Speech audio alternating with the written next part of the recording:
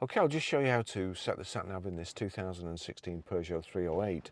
So from any screen, if we go to the sat-nav, which is this, the little arrow in the circle here, or compass as it is, goes onto the screen, doesn't really show you a whole lot there. If you press the checkered flag at the top left and then enter destination,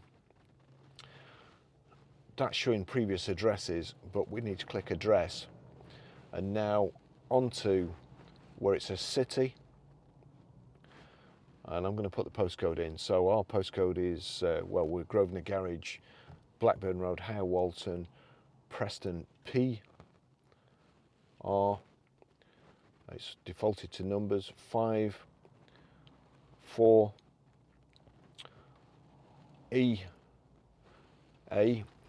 Sometimes, there you go, I just need to confirm it. Sometimes if it's got 3 digits in your postcode, or if it's only got, sometimes if it's only got 2 digits in your postcode, you'll have to put the first digit, then a space, and then the second digit. But that's it. So it's got our address in there. All I have to do now is click navigate to, confirm fastest route, confirm that I'm not going to be distracted by If possible, do a U-turn. navigation system. That's it. That's how you set the sat nav.